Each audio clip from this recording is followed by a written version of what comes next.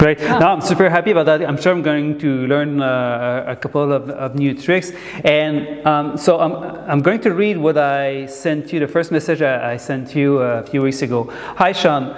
I really like the episode you did with Blake Rudis. I've been thinking for a while about proposing you this thing. I have this picture that has been sleeping on my hard drive for 6 months now.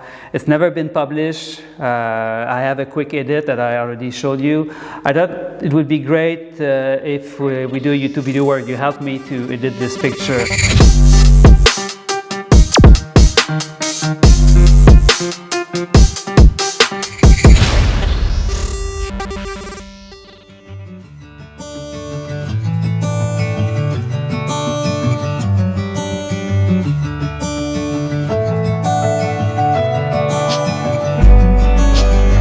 With nearly 200 videos on my channel, I still don't have anything about post-processing, despite the fact that this has been the most requested tutorial over the past year.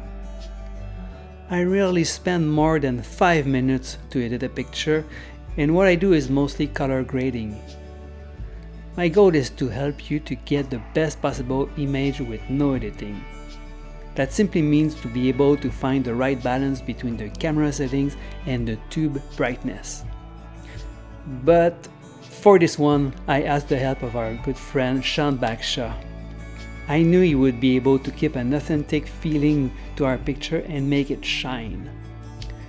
Sean is a photographer from Oregon, and here's his work.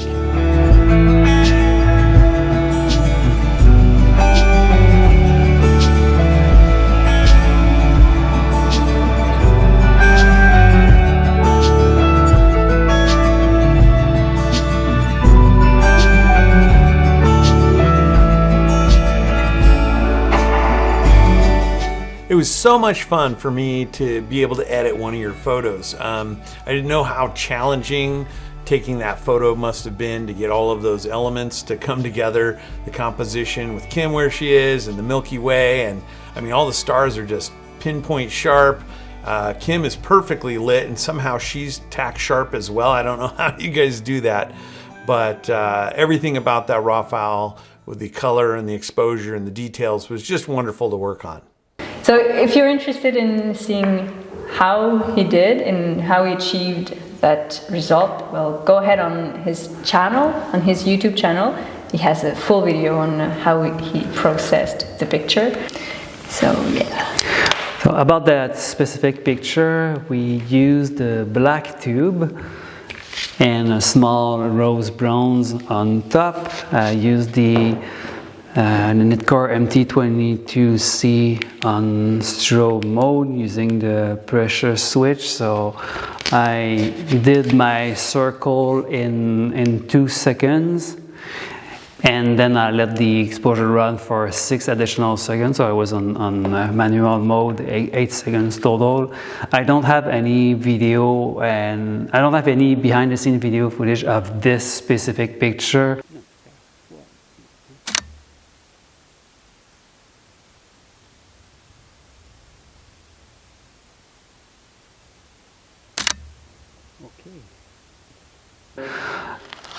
Because it was very hard. That was one of my most challenging pictures of 2019.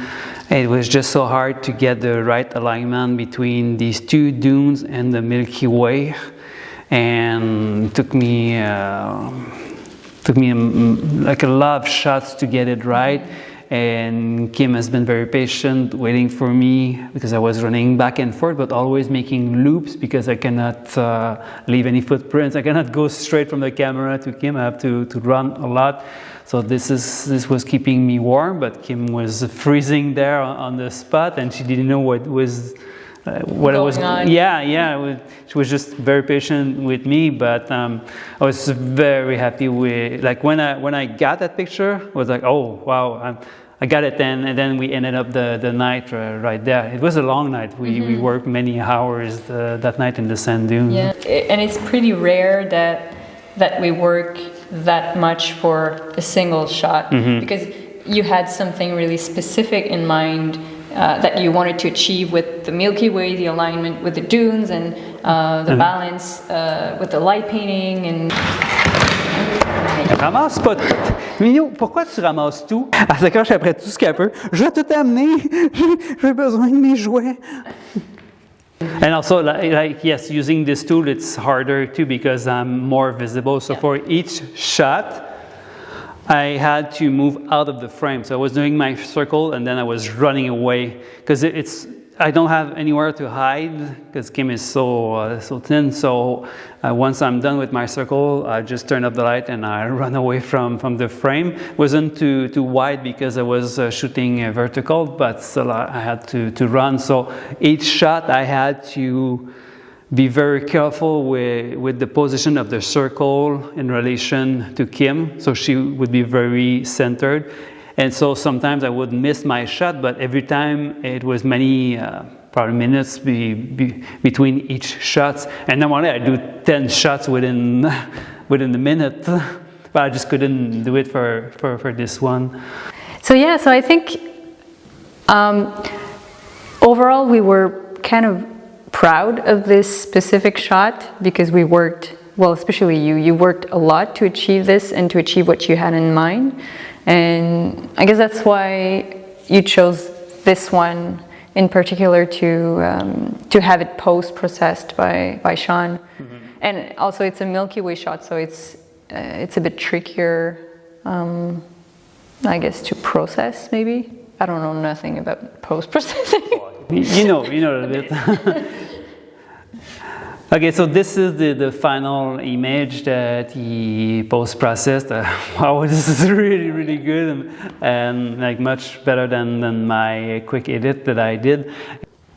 So I think it's also interesting to see the view of somebody else on the work and like another eye, another perspective on how he approached the picture itself, because it's still like it's a landscape plus light painting plus portrait, you know, it's many dimension, and yeah, it's really nice to see another take on it.